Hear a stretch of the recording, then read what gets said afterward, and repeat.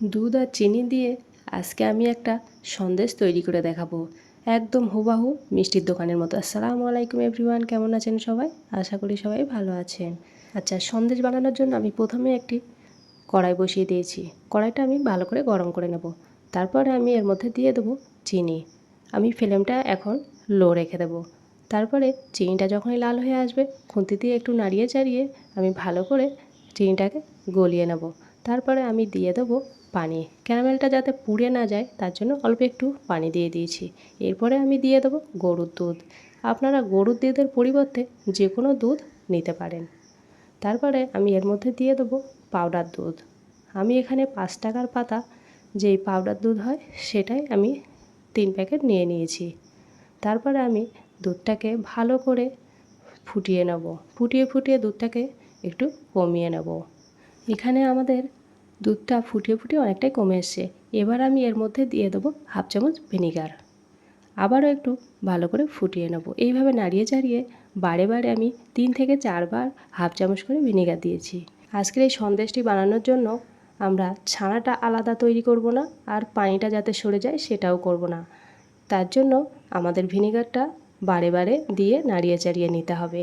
একবারে ভিনিগারটা দিলে ছানা আলাদা হয়ে যাবে আর পানিটা আলাদা হয়ে যাবে। আজকের এই দুধের সন্দেশটি বানানোর জন্য একটা কড়াইয়ের মধ্যে পুরোপুরি কমপ্লিট করে ফেলবো।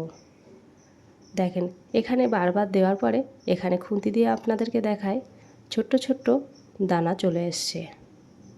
বড় বড় দানা করব সেটাও হবে না। অল্প অল্প করে দিয়ে এইভাবে ভালো করে ফুটিয়ে নিয়ে দেখেন, আবারও আমি এখানে ফুটিয়ে নিতে হবে। এখানে আমি হাই হিটে দিয়ে ফুটিয়ে নিতে হবে, আর খুন্তিটা অনবরত নাড়তে হবে যাতে তলা না লেগে যায়। তারপরে আমি লাস্টে দিয়ে দেবো 1 চামচ করে ঘি।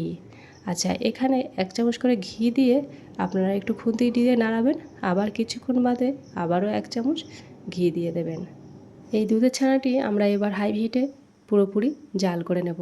নেওয়ার পরে এই ছানার থেকে যে এক্সট্রা রস ছিল সেটা পুরোপুরি শুকিয়ে গেছে। এবারে আমরা ছানাটা নামিয়ে নেব এবং গরম অবস্থায় একটা পাত্রের মধ্যে সেট করে নেব চেপে চেপে। এটা চেপে চেপে সেট করতে হবে গরম অবস্থায়। আমার এখানে একটু দেরি হয়ে গেছিলো, তাই জন্য ছানাটি একটু ঠান্ডাও হয়ে গেছিলো আর ভালো করে আমি সেট করতে পারিনি। তারপর এখানে দেখেন ঠান্ডা হয়ে গেলে আমি একটা পাত্রের মধ্যে ঢেলে এবং কেটে দেখাচ্ছি। দেখেন কত সুন্দর হয়েছে। এই মিল্ক সন্দেশটি পুরোপুরি মিষ্টির দোকানের মতো হয়েছিল, অনেক টেস্টি হয়েছিল। ভিডিওটি ভালো লাগলে অবশ্যই সাবস্ক্রাইব করে পাশে থাকবেন। আজকের ভিডিও এই পর্যন্ত, আসছি পরবর্তী ভিডিওতে। ভালো থাকবেন, সুস্থ থাকবেন। আল্লাহ হাফেজ।